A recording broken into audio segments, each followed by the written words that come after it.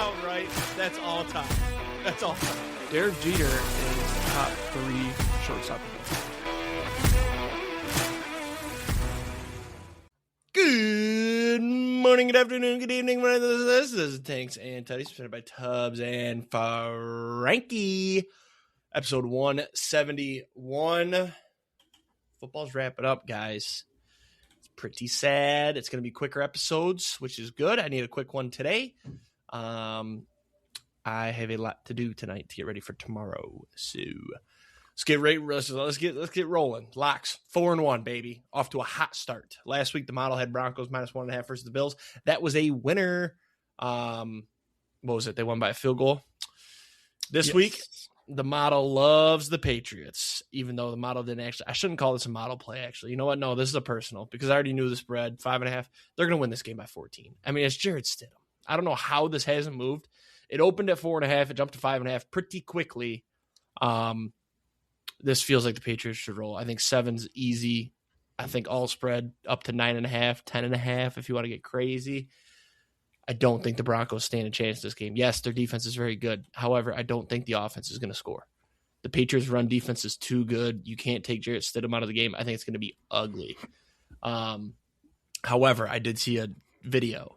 The names of every backup quarterback to win a Super Bowl spell Jarrett Stidham.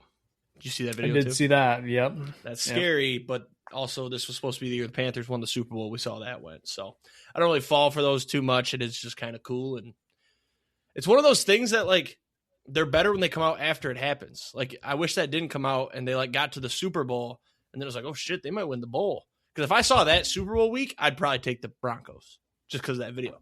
But since it's the conference championships, like, no. But yeah, Patriots, very good football team. Although they were beatable in that game. We'll get into that, though. Long shots, 0-2, down 1.25 units. Nothing crazy. Yeah, we just need to hit one. We're right back. This one, I like this one. Last week we had Bills-Texans plus 378. That was a double loser. Both teams lost. This week we're going Pats and Rams to win. That's going to be your Super Bowl, Pats and Rams, just like it was in 2018. 2018. I believe that was sicko mode year. Putting 0.75 units on this. Not a full 0.75.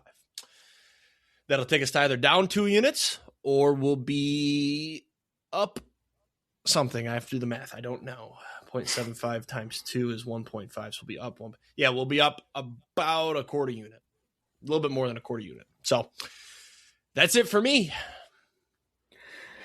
All right. So I am also 4-1 of my locks. Jake said last week that it would be probably one of the last times you'd hear that he was ahead of me. That is correct. I'm now going to hold on to the lead from here on out, hopefully. Last week we had the Ben Griffin top 20 -125. He finished 19th. So good win there. And then we had Patriots Texans over 40.5. That was a winner as well. Kind of exactly how I said it was going to go too. I said, I think both defenses are good, but I think they can give up points. And I also think both defenses can score. The Patriots definitely did that. I don't remember if the Texans scored anything on defense, but nope. Yeah, Patriots put up points and got some points on defense too. So nice, easy over win there on the 40.5. This week I'm going 2 golf and 1 football. Quick little intro on golf this week. Not done with all of my research, but it is the American Express this week out in Cali. I'm going to try and do this in under 3 minutes. Real quick, super easy course. Super easy tournament, I should say. They play 3 courses. The cut does not come until after Saturday. So they play 3 rounds, then do a cut, and then they come back to the stadium course, which is the hardest of the 3 for Sunday. So you do get a little bit longer chance, I guess, for making the cut. It's considered a birdie fest or a putting contest just because of how easy it is. With it being a pro-am, they do put out some pretty easy pins, and then they let the greens grow out a little bit more, so they are softer and slower. Making it a little bit more fun for the amateurs. Also, obviously makes it a lot easier for the pros. So they've been calling this dome golf as well. There's really no wind. It's in a valley. kind of just combining limited natural effects with easy course. You're going to see some high scores here. So it is also a stronger field than usual. I know Scotty's playing this week. But the tournament is kind of known for long shots just due to how easy it is. So I'm probably going to throw out a handful of winners like usual. But I'm probably going to limit my overall betting on this tournament just because of how easy it is and how crazy it can get. Recapping last week real quick, it was not that great. Did not hit a winner. I will say I posted all my picks to Twitter beforehand. I did put out some live hedges on Saturday morning on Davis Riley and Ryan Gerard. Davis Riley was a tough loss. He was, I think, like 8th or 9th when I bet on him. Took the lead Saturday. Sunday morning was coasting for the first 5 holes and then fell apart and finished 6th. Ryan Gerard ended up finishing 2nd, so those were tough beats. Either way, if I would have hit any of those, would have gotten me some profit.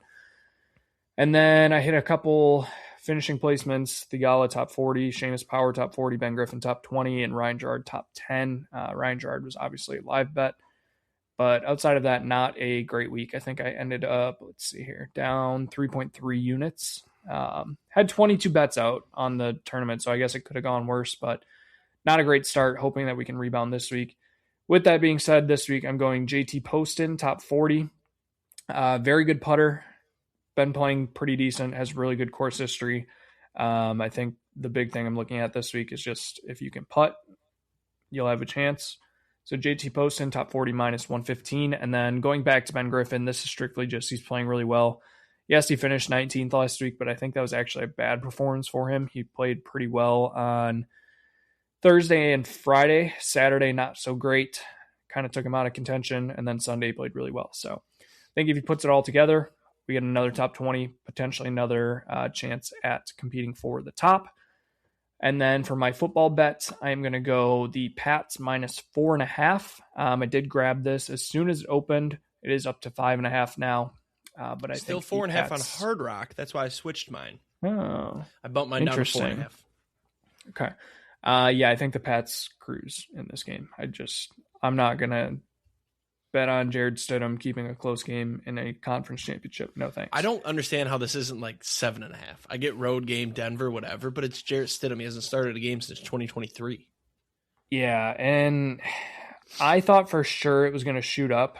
Granted, when I grabbed it at 4.5, it was up to 5.5 within 30 minutes, but it hasn't moved off 5.5, which is really weird. I actually want to look and see real quick. So I have Sportsline, and they track when it moves odds. It actually shifted back and forth today, this morning, from 5.5 to 4.5, and then a couple minutes later back to 5.5. But other than that, it hasn't really moved that much. It's kind of been bouncing, so that's weird. I think by game time it probably gets up to 6.5. So long shots, 1 and 4, down 0.55 units, so just over half a unit. Bad week last week. I will put that out there. It was god awful. Nico Echeverria, plus 4,500 to win. I think he finished. Let's see, I have it up here. Damn near finished. Last. He got cut. Yeah, it was bad. Just a horrible showing from him. I'm not really sure what went wrong.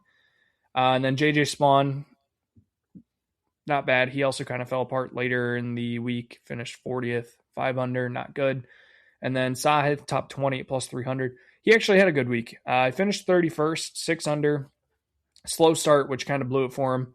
But I think if he would have put it all together, we would have had a good shot there. So 0-3 last week, hoping we can bounce back. This week I'm going, yes, there will be a playoff at plus 400 and winning margin to be 1 shot. That is plus 215. Both are going to be half units. I looked at some of the course history on this one, and I think, if I look here correctly, last couple of years, 2 shots, 1 shot, 1 shot, 2 shot, 1 shot, 2 shot, 1 shot, playoff, 1 shot, playoff. A lot of 1 shots, couple playoffs in there. I think this probably stays close with it being a stronger field than usual. So yeah, as long as we don't get anything more than 2 shots, you do get a win here.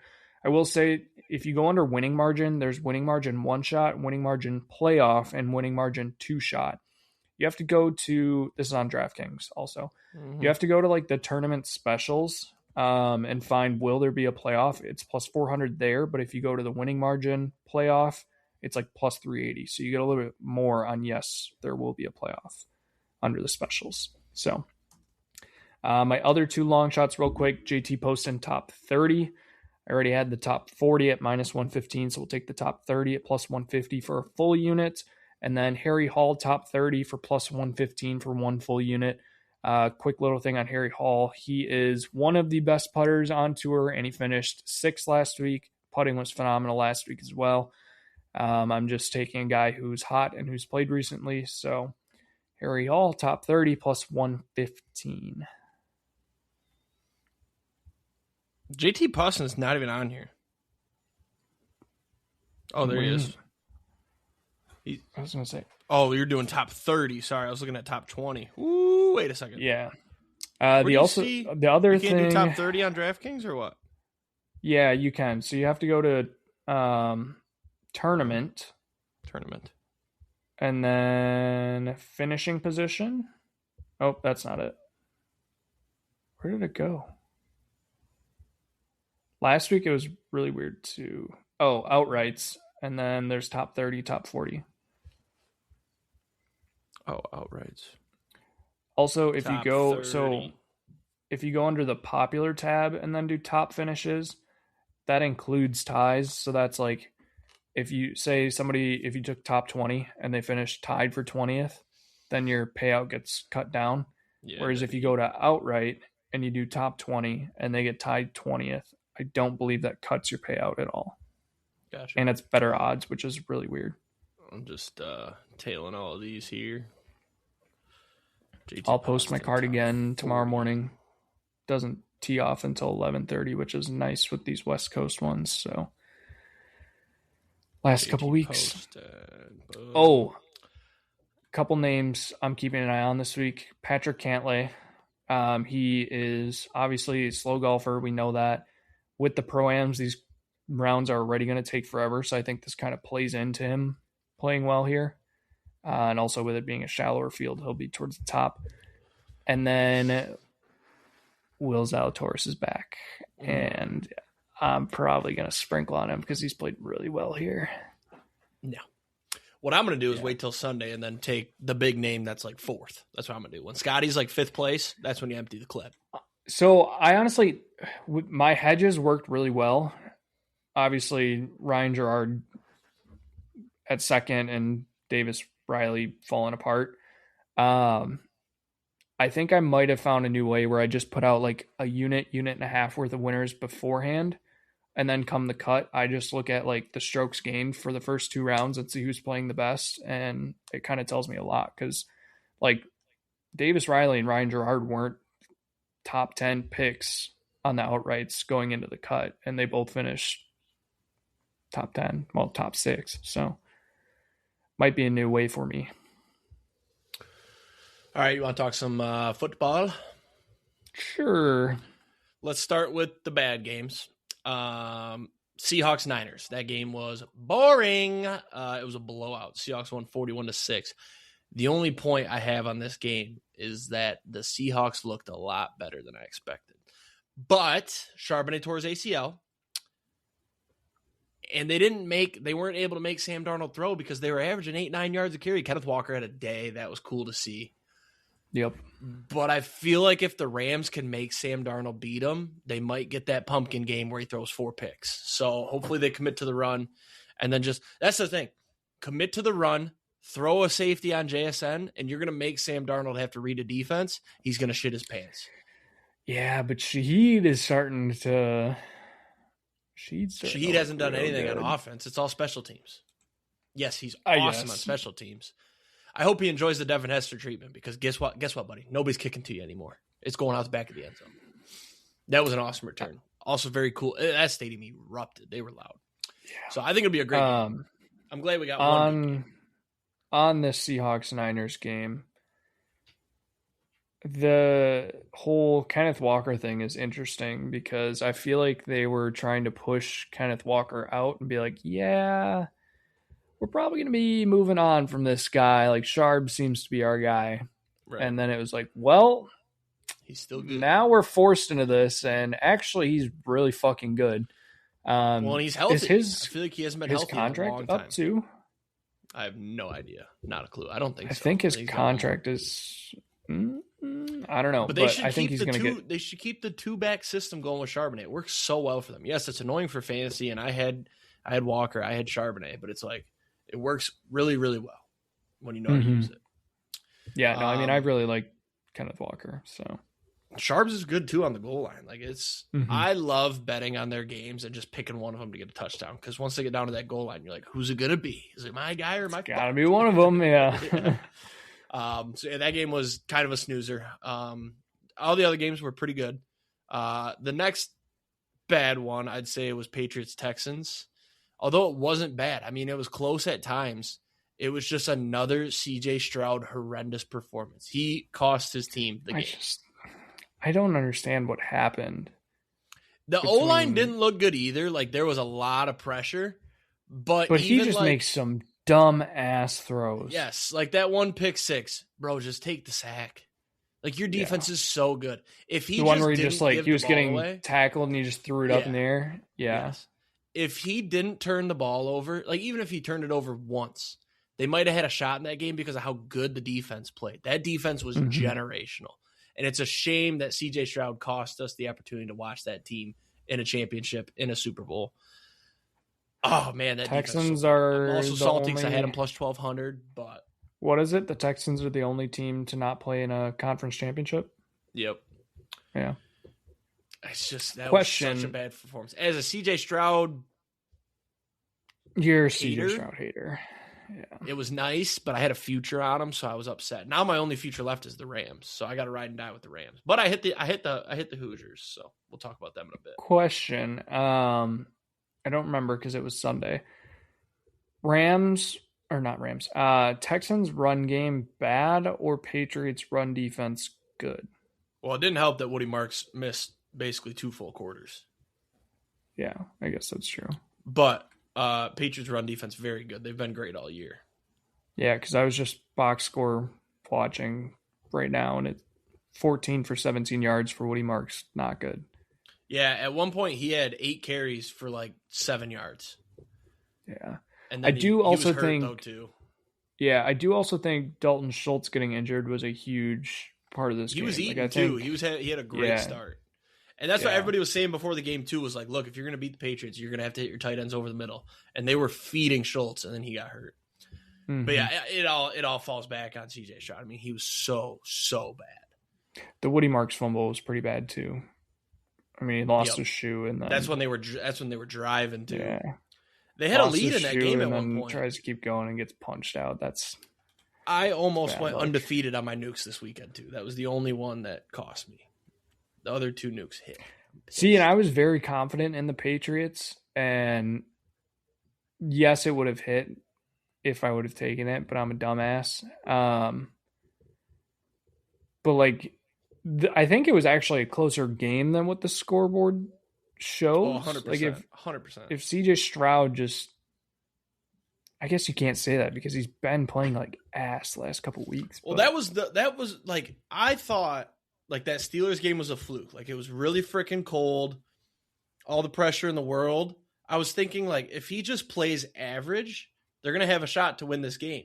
And if he would have played average, they would have had a shot to win the game. I mean, he had open receivers that he was overthrowing. Like, they were open on the deep balls, and he kept overthrowing them. He just can't play in the cold. That's honestly what it is. And I should have remembered that. And as a C.J. Stroud hater, that defense was just so good. And I love defense, so that tricked me. But I should remember back to when Michigan beat them in the cold because C.J. Stroud can't play in the cold. And then in Pittsburgh, he looked like shit in the cold. And it wasn't that cold in New England, but anything below 40 degrees, it's like C.J. Stroud is a Dolphin. Like, he's just so bad in the cold. He's a Cali boy. That's true. Can't play in the cold. That's true. Keyshawn that game was indoors. Touchdown catch, by the way. Say that again? Keyshawn Booty's touchdown catch. Yeah, that was a nice catch. No, perfect throw, too. Drake May doesn't get enough props for that throw. What was I going to say? Have you called me a Drake May hater? I couldn't remember. I was thinking about this over the weekend.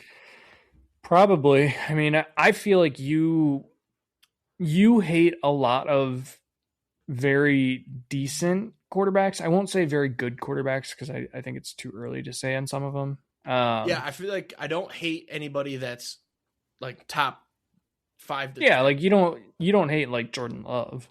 See, but I'd put Drake May top 10. I don't think I hate him though. What I hate is teams finding success with a young quarterback because my team never was able to. And I think that's what it is. Yeah. Like the Texans, when That's I fair. first started hating CJ Stroud, one, it was Ohio State, but two, like they were his rookie year, he was sensational. Same with Brock Purdy when I was hating on him. That was a little different though. I thought he was so overrated. And like looking back at this year, I think he's like perfectly rated. He's a really good quarterback, but he's not great. Drake May, after watching that game, he might be the next Tom Brady. He played outstanding. He handles the cold well. He's also just totally laid back. He married his, high school sweetheart. So they bake together. I love that social media loves him. It's hilarious. And then that throw to booty was just the icing on the cake. I was like, oh my God, that was a fucking dot. Like you don't see dots like that anymore. Like just drop it in the bread basket the shoulder. So I don't hate Drake May. I think he's a very good quarterback. I wouldn't say I love Drake May. I think he's a fun quarterback to watch and bet on, I would say. Yeah, I just lost my train of thought. You're good. I think if the Patriots go to the Super Bowl, they're going to win.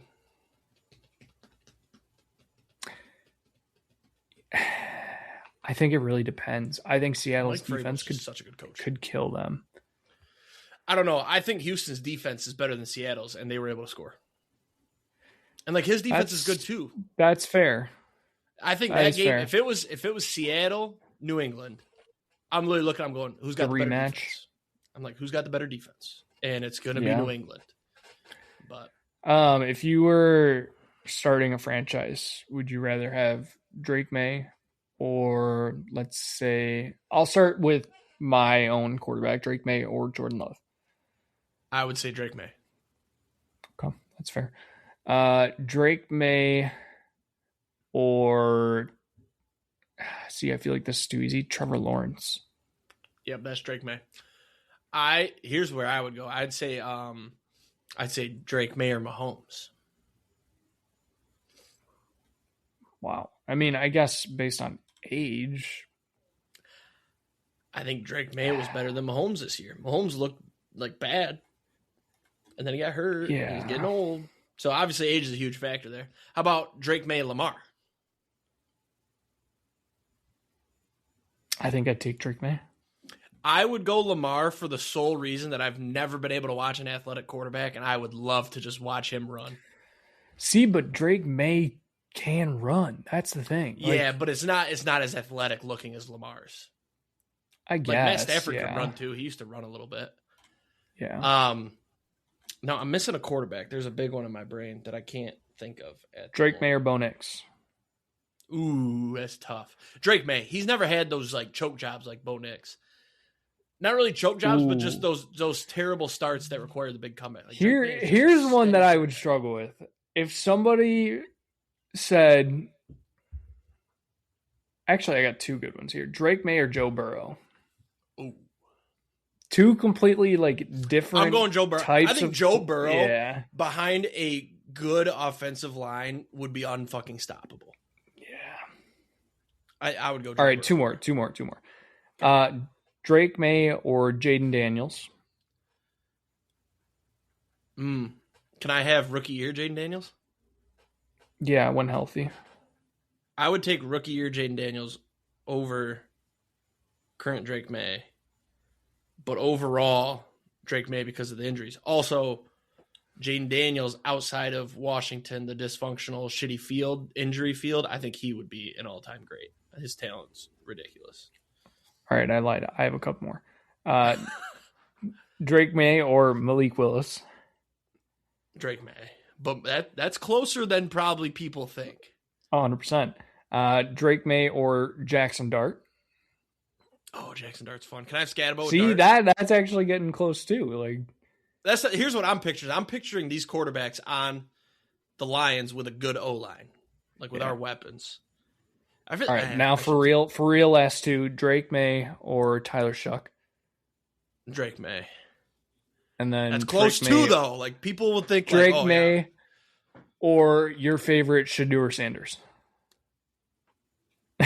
I'm just kidding. It's Drake May. Are you fucking kidding me? Yeah. No, he's a good quarterback. When you put it this way and you compare to other quarterbacks, it makes you realize like just how good he is. Like he might be top 5. You know what I'm going to do? I have to try to remember, but if I remember going into 2026 season, we're going to both do our own quarterback rankings. And it'll be interested to see where we agree. We'll do it on we should do it on fantasy points though. So we could say that we have our own fantasy we're going to rank it based rankings. On if I couldn't have my current quarterback, which quarterbacks would I want? Okay. Because we both know, I love Jared Goff. You love Jordan Love. So they're going to get on that list, but you can't put them 1. So for those guys, you have to rank them on talent. Like I'm probably going to put Goff. He'll probably end up 7 or 8. Like Jordan Love, I feel like he could be higher than that possibly. That's the thing. It'll be fun to see also there's a million things to rank off of. So I'm going to go overall. Like I'm going to take into account how did they do this year? How's their career been? And would I want them on my team? Like obviously Shedeur Sanders is going to be 32. So we can get that one out of the way. But I think that'd be funny. We won't have there's no good way to rank them, but we'll just do it. Which game do you want to do next? You want to do Bills, Broncos, Rams, Bears? Which one? Let's do Bills, Broncos next. Bills, Broncos. My favorite game of the weekend. This one was back and forth, a lot of offense. I had the over. Frankie wanted the under, so that felt good. Finished 33-30. Broncos win, but I feel like we are robbed because Bo Nix snapped his ankle, and he's out for the season. It was really weird. Before we talk about the game, let's talk about how weird it was, how it was announced. Sean Payton went with the team. They celebrated, did their whole 9. And apparently it was pretty quick that he came out to press, and he's like, I just want to let you guys know right away, Bo Nix broke a bone in his ankle. He's done for the season. He's going to this surgeon in Alabama. He's getting this surgery. He's got a return timeline of this many weeks. Like, why was that so fast? He was only gone 10 minutes, and you got the whole surgery plan? That makes no sense to me. Makes me feel like NFL rigged. And then the play that he broke it on, if you watch it, nothing that crazy happened. So I don't know if he re-aggravated. They said he's had this injury before on that ankle, or he's had that injury on that ankle. So maybe he re-aggravated something on that play and then it snapped on the kneel down. That's what's weird to me. Yeah, that's where I was most confused. I'd flipped on the Niners Seahawks game and I saw the notification come through and I was like, wait, what? How? He played the whole game. What do you mean he broke his ankle? Right.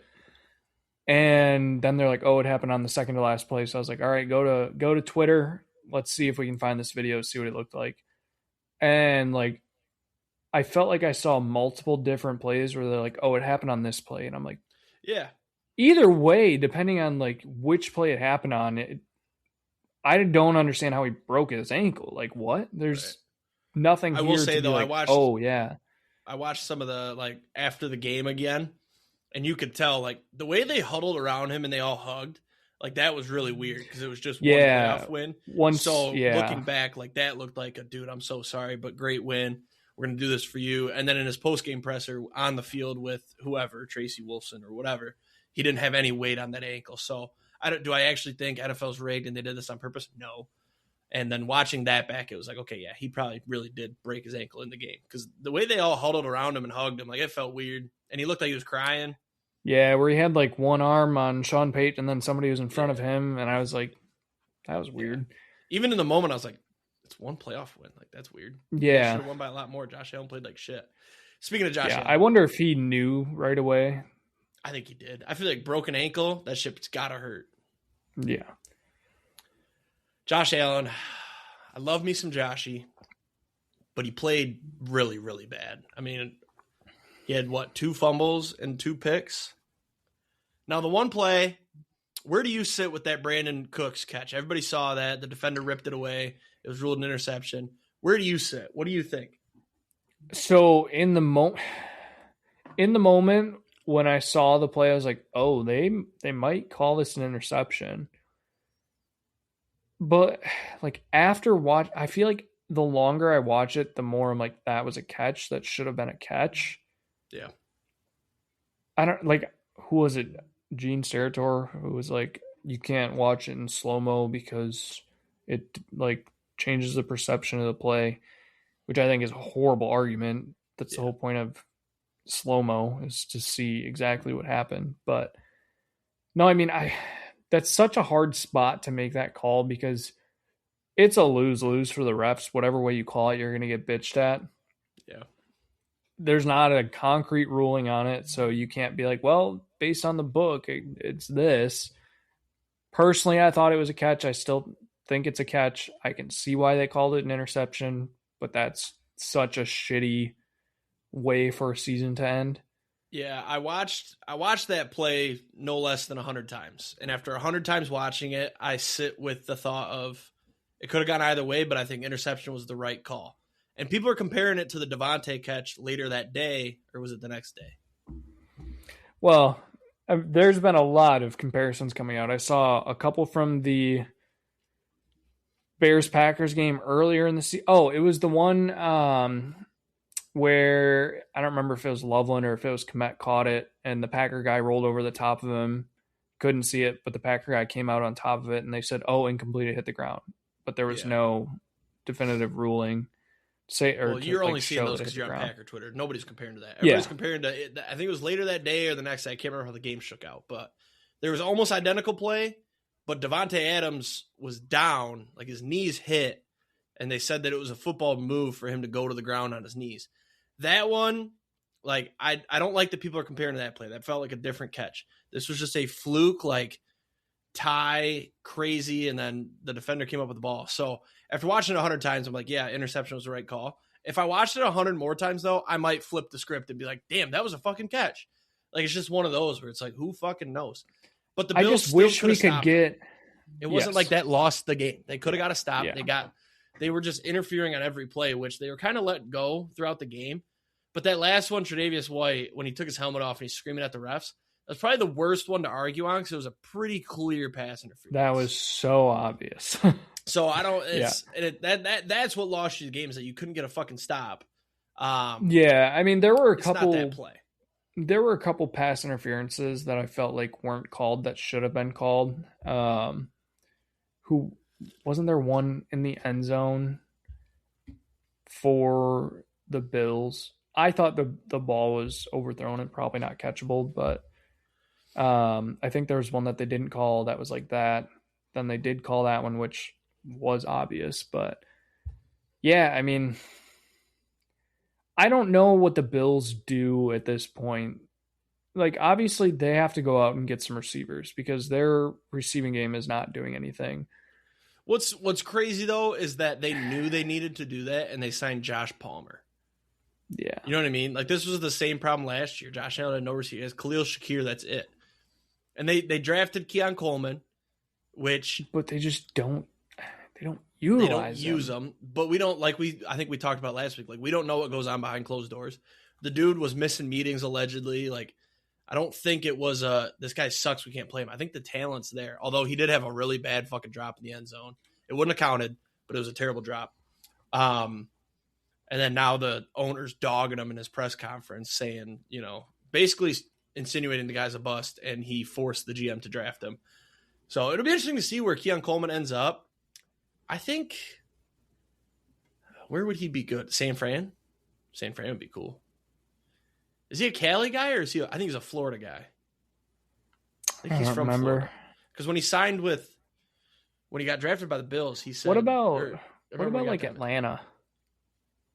Number 2 behind, I don't know, Drake London and Mooney. London.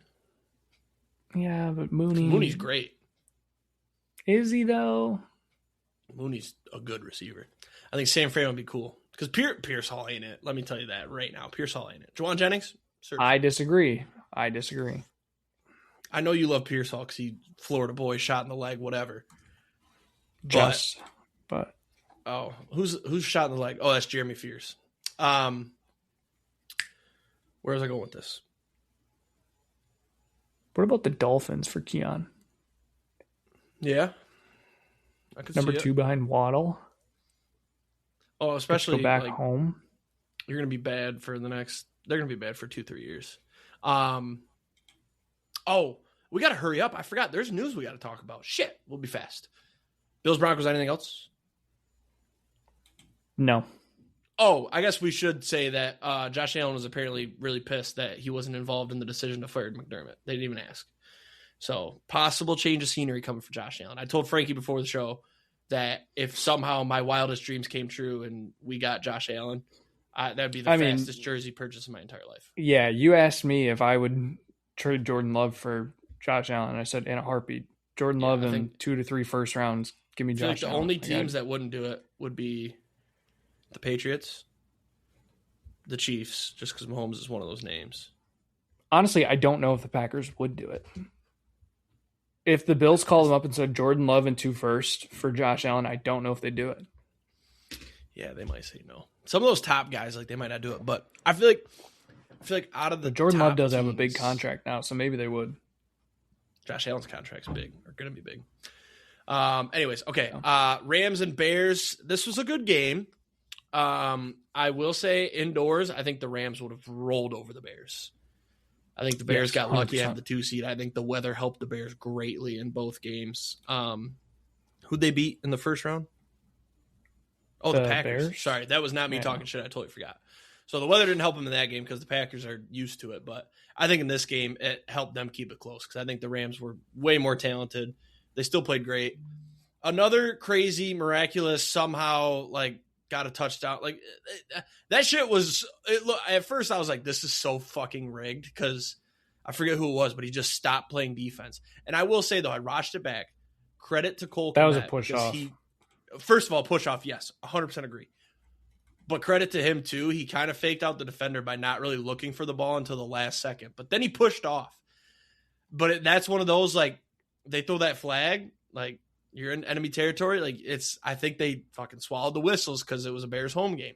I think if they're in LA, same situation, they throw the flag there. Because it's the opposite, where if you don't throw the flag, they're rioting. You know what I mean? Mm-hmm. But went to overtime. Rams end up winning it. Caleb Williams, bad. So he played being so on Packers side of Twitter, I see a lot of shit about Caleb Williams. Mm-hmm. And I saw a tweet I think it was today. It was either last night or today that actually made a ton of sense. And it was Jordan Love is all around a very good quarterback and doesn't get a lot of credit because most of the time he is very good, so you don't see his really good plays. What you do see is his very bad plays because when he does make a bad play, it's very bad. Caleb Williams, on the other hand, gets all this hype because he's very mediocre, if not bad, all the time. And when he makes good plays, they're really good. So those are what gets shown off. So that's why Caleb Williams gets all this hype. That's a crazy way to go about it. But I see the vision because the dude had like the NFL worst completion percentage down the stretch. I don't know if it was the full year, but down all the stretch year. for sure. And then he makes these miraculous comebacks and these craziest plays. And he's a bad quarterback, though. I think I'm safe to say he's a bad quarterback. I think if I was a Bears fan, I don't know. Though, and I don't know if I'd go Fields, as far as saying bad. I'd say mediocre. Like he's a mediocre is a good word because like middle bad quarterbacks don't make those plays. Yes, you're right. Yeah. I think if I was a Bears fan, though, Caleb Williams is great because you're going to get these crazy comeback wins. You made the playoffs. You got a playoff win. You had this miraculous comeback. And you had to watch Justin Fields for all those years that he wasn't very good. Like Justin Fields was probably fun to watch, but he wasn't good enough to like win games and make you be happy. But Caleb Williams, I think I'll say it now, he's not going to win a Super Bowl. I don't think that's a hot take. And he's not a bust. I won't call him a bust. It's like you say, it's just mediocre. And I think that tweet summarizes it pretty well because he's bad a lot of the time and he makes terrible throws. But then he has that play where he scrambles, and he finds Cole Kmet corner of the end zone. I was pissed because I thought it was Loveland, and it cashed a parlay for me if it was Loveland. Turns out he was concussed and was in the tent. So, anyways, went to overtime. Rams handled business. I'm excited for Rams Seahawks. I really am. But once again, Rams outdoors in the cold. I'm kind of thinking I might flip to the Seahawks.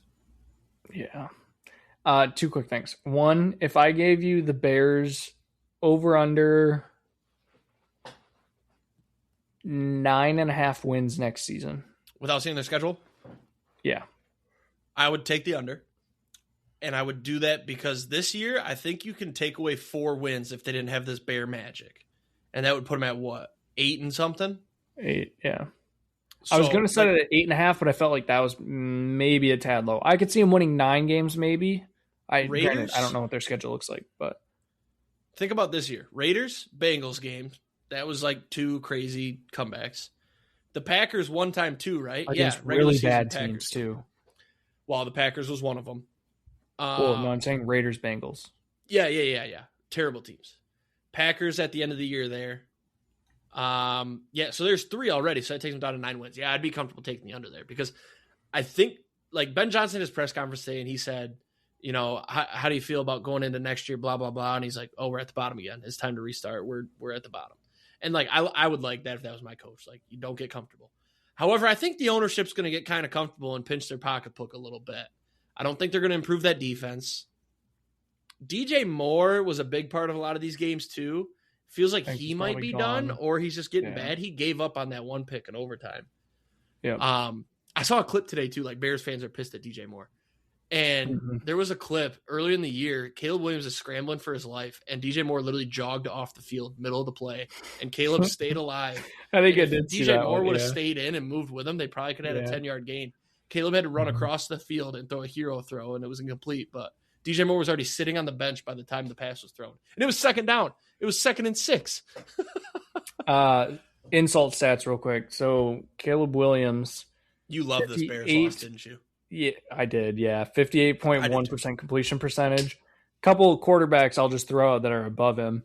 Dylan Gabriel at 59.5. Tyrod Taylor at 59.7. Cam Ward at 59.8. Joe Flacco at 60.3. Marcus Mariota, 61.2. Justin Fields at 62.7. Wow. Phillip Rivers, 63%. Chris Oladukin, 63.6. I don't know if he only threw the ball like 20 times. 55. 35 for 55. Oh, okay. Granted, like most of these are guys that didn't play full seasons, but you got to scroll a long ways to get to Caleb Williams on this completion percentage chart. Yeah, I mean, I think I might have to smash their under wins next year because I think this was some sort of bullshit magic. That's the thing too. Like you got to look at the Lions took a step back. The Packers were super banged up and took a step back. I wouldn't even say they took a step back. They just had these crazy injuries. He's half a percent better than JJ McCarthy, by the way. Huh? 0.5% better on completion percentage than JJ McCarthy. Damn. I can't even say the Lions though because we beat them both times. So, speaking of the Lions, good segue, right? Are you done? Yeah, sure. Okay. We hired our offensive coordinator. I won't spend too much time on this because I know we were trying to be quick, but it looks like it's not a good hire. I'm not happy with it. Everybody that I've talked to about it, here's what I've said. I don't like the hire. They hired the Cardinals OC, which Drew Petzing. To his defense, huh? Drew Petzing. Yeah, I like the name. If he's good, it'll be fun to say that. But here's what I told everybody. To his defense, the Cardinals, he was dealing with Jacoby Brissett this year and Kyler Murray, who I don't think is good. But last year, you had Kyler Murray, who was having a good year, plus Marv, plus James Conner, and you were still lackluster. But apparently it feels like they're trying to find the next Ben Johnson because apparently he's got the mind of Ben Johnson. So I think that's why they hired this guy. Apparently, we interviewed McDaniel, and Dan Campbell loved him. They got along great, and then ownership didn't want to do it because they didn't see the fit. I fucking hate that. Let Dan Campbell pick his coordinator. I don't like ownership stepping in and saying, nope, we don't want that. And now you go get this guy. But I think if you look at our offense compared to the Cardinals' offense, much better weapons. And our O-line is probably better than the Cardinals, I would argue, even if it was bad this year. But you got Sewell next year. We just got to go all in on O-line this offseason. Like, I need to see some signings. I need to see some drafting. because you got Ratledge, Sewell, Glasnow, and then you just got to sign 2 guys because I hope we cut Taylor Decker. But yeah, just injuries. So that's all I'll say on it. I'm not pleased with it, but I'll tell you what, week 1, I'm going to be all in. And it's the same as like John Morton. I didn't like the John Morton hire, and I was all in until he was shit. Then I was like, fuck this guy. It's like week 4. So I'll give him 4 weeks. I actually don't hate the hire for you. I'll give you some reasons why. So just looking at his history. Yeah, he's also shorter than Kyler Murray, apparently. So just looking at his history, he was a Vikings offensive assistant from 2014 to 2015. I think those are both years they made the playoffs. Minnesota Vikings assistant wide receivers coach in 2016-2017. That would have been Jay Jetta's rookie year in 2017. Vikings assistant quarterbacks coach in 2018. I don't remember who their quarterback was, but I think they were pretty good in 2018. Would that have been Case Keenum, Sam Bradford? Who had the Minneapolis Miracle? That was 2018. I think it was Keenum. 2019, Minnesota Vikings wide receivers coach, Jay Jettas. Again, still, that could be just talent also. Jay Jettas didn't Cleveland play with Diggs. You're way early on Jay Jettas. He won the national championship in 2020. You're way early. Oh, fuck. Yeah, you're way early. Because he was in the same draft as Burrow. Damn, it feels like he's been in the league forever. So yeah, I guess just throw out everything I just said. So, yeah. But I mean, the Vikings were still good those years. The Vikings were good, yes. He was on the offensive side all of those years from 2016 to 2019. It's like I said, I'm not going to sit here and root for the guy to fail. It's my team. I want to do good. But I just did not like the hire. Who's the Browns quarterback in 2022? Is that Baker year? I don't know if that's Baker, if that was first year Deshaun. Because he was the quarterback's coach for the Browns in 2022. Browns QB coach 2022. No, just QB, not QB coach. Oh, just QB, sorry. Browns QB 2022. Jacoby Brissett. He was decent with them, was he not? Because Deshaun Watson was suspended. No. I thought he was decent. I don't know. Here's the thing I didn't like, though. I stumbled into Cardinals Twitter while I was researching. Turns out that anytime there's 3rd and long, don't expect to even have a chance to get it. He's running a little dump off or a run up the middle. I don't like that. Take a shot, man. Take a shot.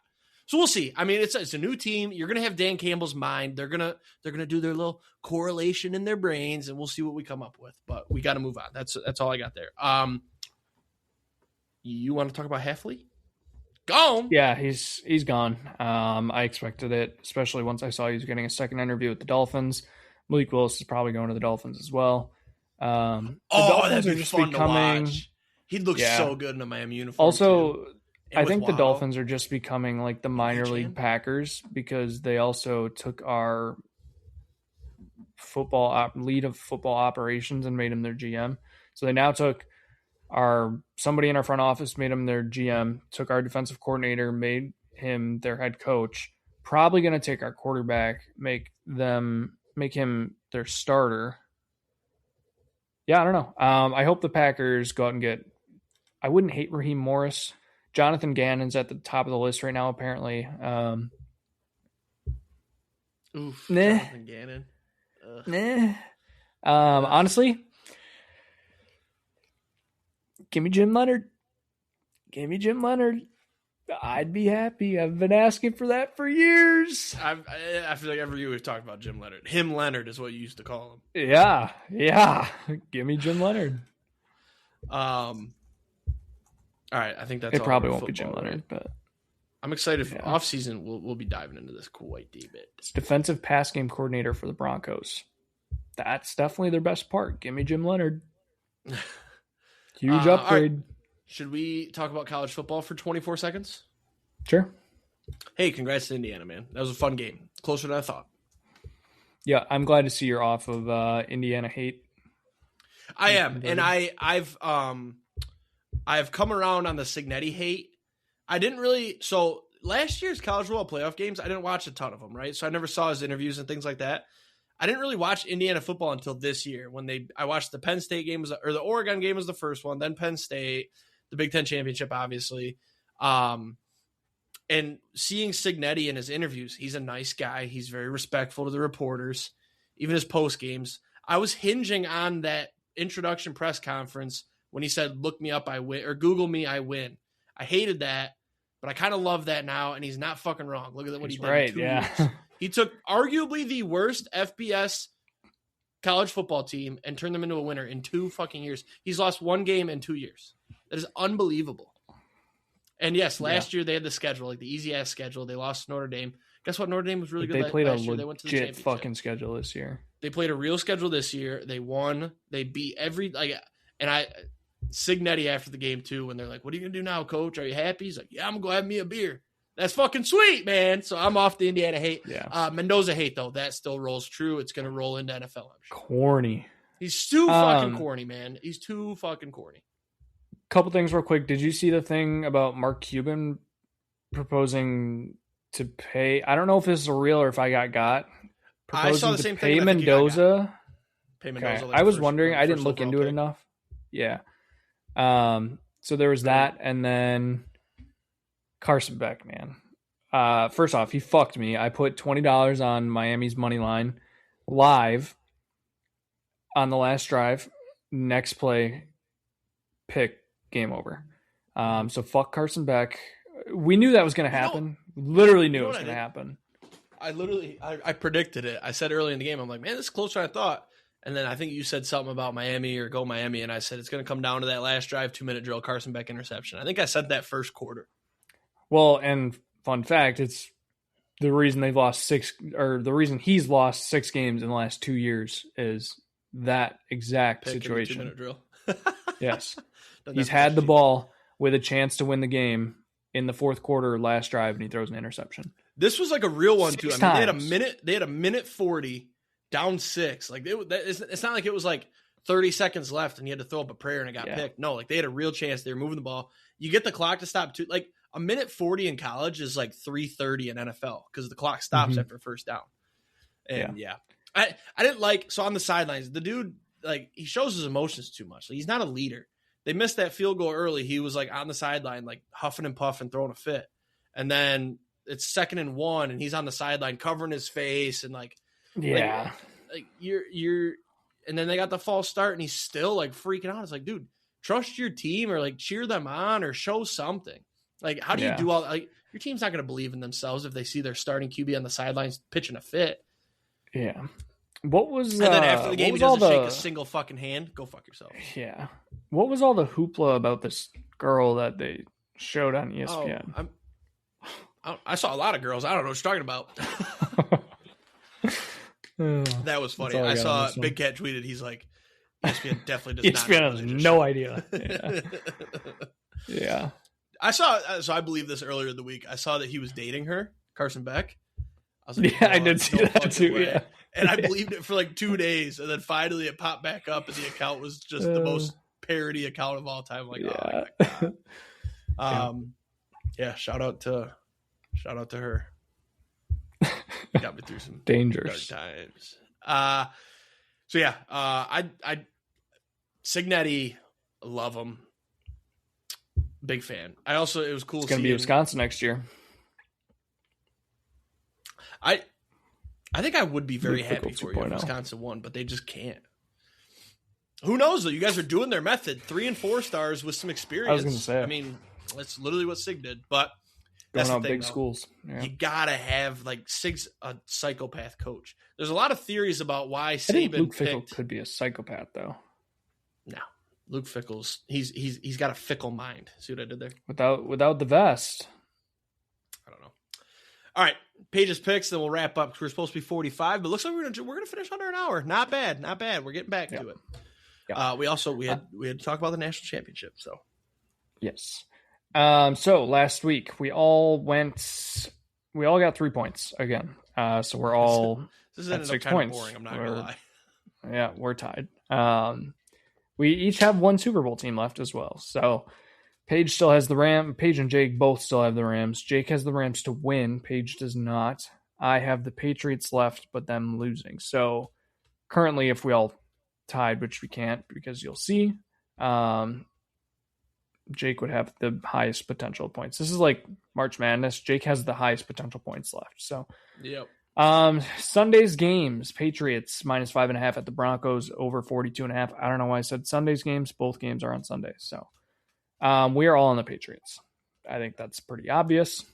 Yep. And then Sunday night, I don't even know what time this game is. I think it's 3 and Rams 6:30. Okay. I kind of like that time, honestly. Rams I at loved it. Seahawks. Seahawks are -2.5. Over-under is 47.5. Paige has the Rams. She says she's got them in her Super Bowl. I'm going to take the Seahawks. I'm going to risk it. This was, it's not a risk. They're the favorite. Yeah, I guess that's fair. Yeah, I bounced back and forth on this for a while, and it's just like the Rams had that one game where Sam Darnold had 4 picks, and then they also had the game where the Seahawks ended up winning. They need to go back and watch that tape. How did we make this guy throw 4 interceptions? And they need to just do that. So I think it's going to be a good game. I'm excited we got one good game, hopefully. And if they roll and Sam Darnold looks good, then I'm going to – you know what? If Sam Darnold wins a Super Bowl, I'll do Bean Boozled until I get 7 correct. That's how confident I am. Yeah. He's not winning. See, the thing is, he either loses this weekend or he loses to the Patriots. You know what would really suck, though, is if the Seahawks win and then the Broncos somehow upset the Patriots. I'd be in a really bad spot. Or the Seahawks win, the Patriots win, but Drake May breaks his ankle. Seahawks win, Patriots. Yeah, that'd be bad. What are you talking about? That'd be terrible. Yeah, that's what I'm saying. You were giving me an out. I'm trying to think of how I could hedge this. So if it's Seahawks Broncos, I'll just have to unload on the Broncos or on the Seahawks. That'd be a rematch too, right?